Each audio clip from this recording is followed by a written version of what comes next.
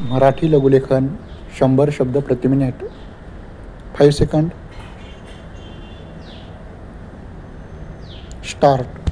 महाराष्ट्रातील एकूण 97 तालुके अवर्षण प्रवण क्षेत्रात मोडतात आणि यामध्ये प्रामुख्याने कोरडवाहूची पिके घेतली जातात. परंतु या कोरडवाहू पिकांपासून मिळणारे हेक्टरी उत्पादन हे अतिशय कमी मिळते. यालाही बरीच कारणे आहेत. त्यापैकी या पिकावर येणाऱ्या प्रमुख किडी हे एक महत्त्वाचे कारण आहे.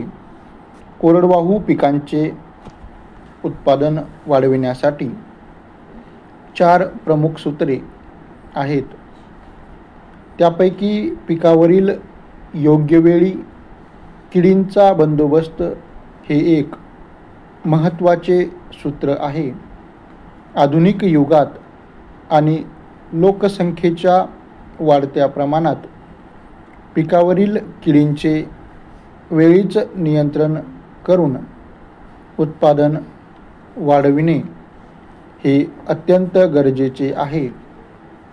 कारण कालच्या क्षुल्लक किडी आज प्रमुख होऊ लागल्या आहेत, तर नवीन किडींचा उपद्रव दिवसेंदिवस वाढत आहे. त्यामुळे उत्पादन घटण्याची शक्यता नाकारता येत नाही.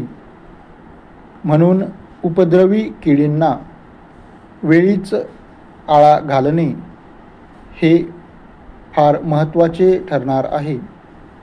परिच्छेद.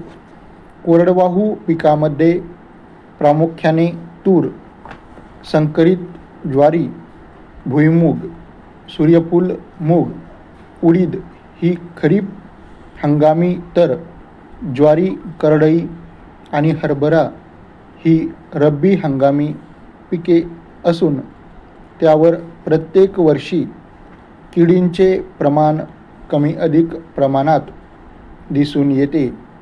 उदाहरणार्थ, तुरीसारख्या महत्त्वाच्या डाळवर्गीय पिकावर शेंग पोखरणारी अळी ही अतिशय नुकसानकारक कीड प्रत्येक वर्षी हमखास येते आणि या अळीचा जर वेळीच बंदोबस्त केला नाही तर शेतकऱ्यांना उत्पन्नात 60 ते 70% घट सोसावी लागते. रब्बी हंगामात ज्वारीच्या पिकावर चिकटा नावाचा महाभयंकर रोग, मावा व तुडतुडे या किडीमुळे येतो. त्यामुळे धान्य तर मिळतच नाही, पण जनावरांना कडबासुद्धा पाहिजे तेवढा उपलब्ध होत नाही. तसेच करडईसारखे तेलबियांचे महत्त्वाचे पीक मोठ्या प्रमाणात कोरडवाहू क्षेत्रावर घेतले जाते. परंतु प्रत्येक वर्षी या पिकावर मावा नावाची अळी कीड भयानक येते व ती झाडातील रस शोषण करते व झाडांची वाढ खुंटते.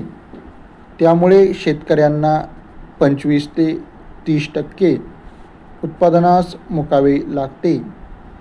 हरभऱ्यावर घाटे अळी नावाची हिरवट रंगाची कीड येते व ती घाट्यातील हिरवेदाणे खाऊन फस्त करते व 20 ते 25% उत्पादन कमी करते.